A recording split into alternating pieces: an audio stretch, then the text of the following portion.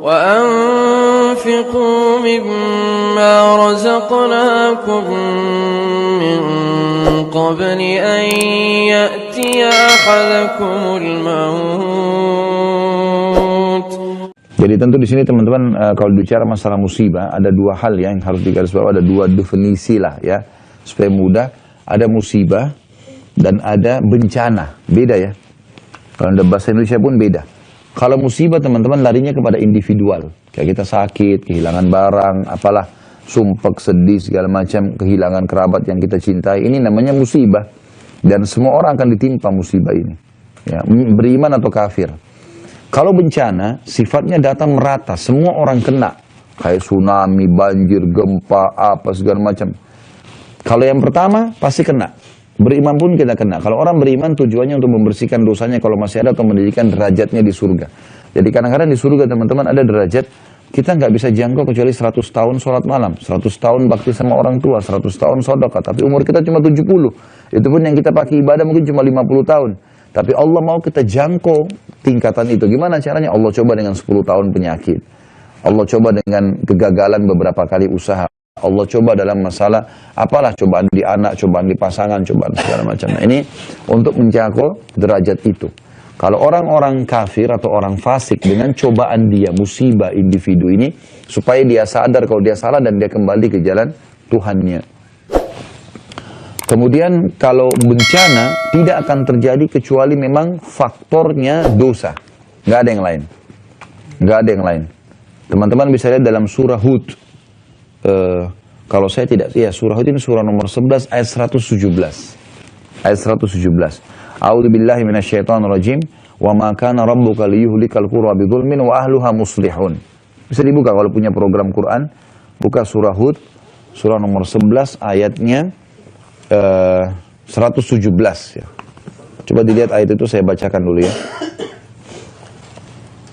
A'udzubillahi minasyaitonirrajim wa ma kana rabbuka liyuhlikal qura bidzulmin wa ahluha muslihun.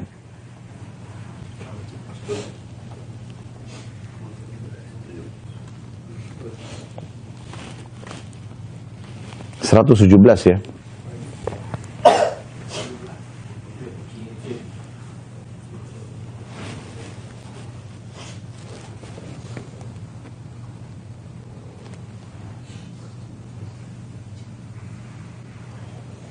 Sudah dilihat? Ya, terjemahnya sudah bisa baca ya.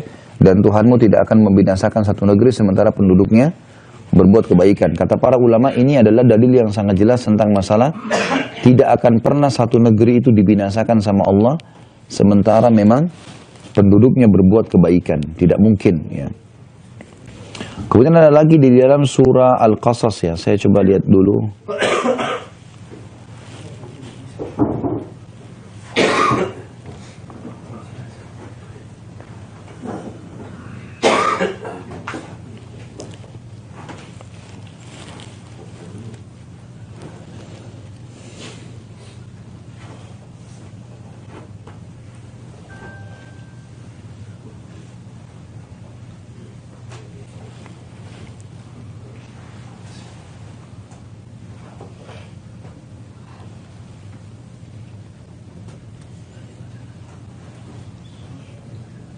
Sebentar saya cari dulu ayatnya ya.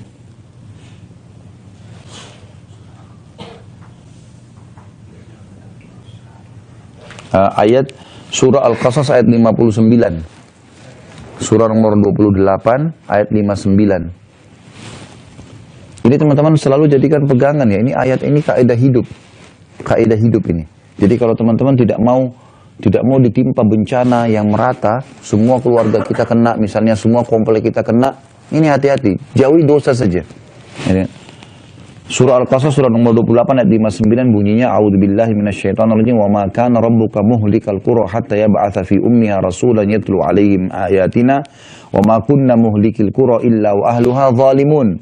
Dan tidaklah Tuhanmu membinasakan kota-kota sebelum dia mengutus di ibu kota itu atau di kota itu seorang rasul yang membacakan ayat-ayat kami. Jadi Allah tidak akan buat zalim. Kalau belum sampai kepada mereka dakwah, Allah tidak akan binasakan. Sampai dakwah mereka tolak baru, gitu kan? Dan tidak pernah pula kami membinasakan kota-kota kecuali penduduknya dalam keadaan apa? melakukan kezaliman. Jadi kalau merata pasti ada masalah tuh. Masalahnya di situ teman-teman sekalian. Dan orang yang bisa selamat adalah orang yang tidak ikut-ikutan. Maksudnya tidak ikut-ikutan dan dia coba berusaha meluruskan itu ya. Misal gini, kita tinggal satu komplek 15 rumah. Dari 15 rumah ini ada 13 rumah buat maksiat, suka berzina, mabuk-mabukan. Cuman kita 2 rumah enggak. Kita sudah luruskan nih, jangan, nggak boleh, lapor di RT segala macam gitu kan. Kita mau pindah nggak mungkin, tapi kita sudah luruskan. Nanti kalau terjadi perampokan, terjadi apalah konslet listrik, mereka kena, kita enggak. Yang penting kita sudah ingkar mungkar. Nah, kalau yang jadi masalah, kalau bencana ini bencana ini datang bisa merata, kita pun bisa kena. Kalau kita nggak sama sekali ingkar mungkar, sama sekali gitu. Kita sudahlah, terserah dia mau buat apa, terserah, ini nggak bisa. Ini kalau datang perampok semua kena. Sampai pernah Ummu Salamah radhiyallahu anha istri Nabi SAW berkata, ya Rasulullah, anuhliku wa fina salihun. Apakah kami bisa dibinasakan sama Allah sementara di tengah-tengah kami ada orang saleh? Kata Nabi SAW, na'am, bala, idza kathural khabath. Tentu saja, kalau keburukan lebih banyak, pasti kena semua nanti. Dalam sebuah hadis Bukhari yang mulia kata Nabi SAW, perumpamaan kalian, orang-orang yang berbuat kebaikan nih, menyuruh kepada kebaikan, larang dari kemungkaran, dengan orang-orang yang berbuat kemungkaran seperti orang yang lagi di atas kapal, sama-sama di atas kapal, lagi di tengah lautan. Orang-orang yang berbuat kemungkaran ada di daknya kapal, di bawah. Mereka setiap kali mau ambil air, mereka harus naik ke atas melewati orang-orang soleh. Jadi kalau mereka mau buat dosa, lewat depan kita kan, nggak boleh loh, haram. Jadi mereka kayak ada yang halangin. Maka kata Nabi SAW, orang-orang yang berbuat dosa ini lalu berkata satu sama yang lain, bagaimana kalau kapal kita jebolin aja? Dari bawah kita buat lubang, supaya nggak usah naik ke atas ambil air. Ambil aja air dari sini. Kata Nabi SAW, kalau kalian biarkan mereka melubang kapal, maka kalian akan tenggelam semuanya. Seperti itu. Itu contoh dari Nabi SAW supaya mudah difahami. Maka hati-hati teman-teman. Jadi kalau cobaan individu pasti datang. Sabar. Allah SWT lagi menguji. Dan sabar artinya menerima keputusan Allah. Ya. Kemudian ikhtiar cari jalan keluar. Misal kita bangun tidur pagi flu. Oh ya Allah lagi coba saya. Kemudian ikhtiar. Minum obat segala macam. Itu sabar namanya. Sabar bukan elus dada duduk manis ya. Sama sekali. Suruh sabar, silakan sabar. Duduk enggak. Keliru itu. Jadi sabar itu ikhtiar. Kita kalau ditipu orang, kita melapor ke polisi segala macam. Itu sabar namanya. Bukan berarti tidak sabar itu.